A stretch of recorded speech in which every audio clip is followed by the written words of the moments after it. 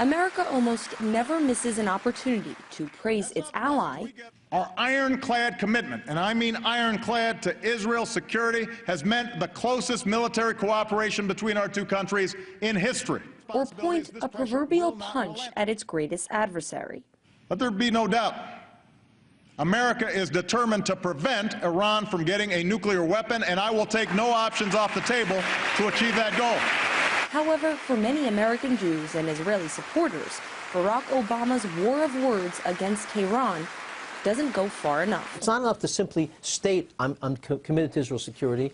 You have to promote policies that show that you're serious about Israel's security. Israel, through these actions, feels that Obama is not committed to doing everything in his power to stop Iran from having nuclear weapons. Iran is an existential threat to Israel, and Obama should be saying so publicly that he will support Israel and whatever military action they need necessary. Morton Klein is president of the Zionist Organization of America. He says an unprecedented amount of American Jews and Israelis share his animosity, a feeling arguably underscored by the Israeli government. According to published reports, Tel Aviv would only give Washington 12 hours notice if deciding to strike Iran. I believe his policies are among the most hostile Israel's ever experienced of any president in my lifetime. Recently, it was the life of President Obama being threatened in a column written by the owner of the Atlanta Jewish Times. In an article titled, "What Would You Do?" Andrew Adler listed the assassination of Obama as one way to ensure Israel's security.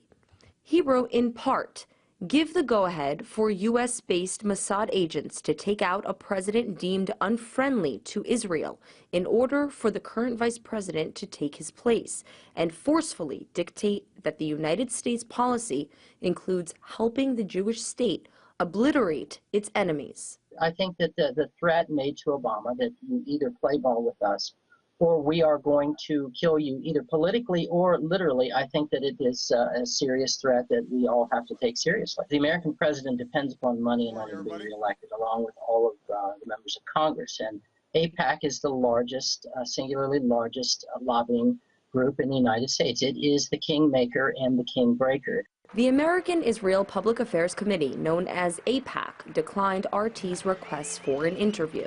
Meanwhile, Obama finds himself facing another election and a slew of Republican opponents banging a much louder war drum against Iran. With regards to Iran, which perhaps represents the greatest existential threat to Israel, we have to make it abundantly clear. It is unacceptable, and I take that word carefully, it is unacceptable for Iran to become a nuclear nation. If Rick Santorum and when Rick Santorum is president, Iran will not get a nuclear weapon because the world as we know it will be no more. I'm a clear ally of Israel. I am very close to Netanyahu. And I've said publicly, I would rather plan a joint operation conventionally than push the Israelis to a point where they go nuclear. At a time when the U.S. bears the burden of a broken economy, growing social unrest, and ongoing military conflicts, starting a war with Iran would not be in America's best interest. But in order to keep a best friend, many believe Obama will be forced to put Israel's national security first. Marina Portnaya, RT, New York.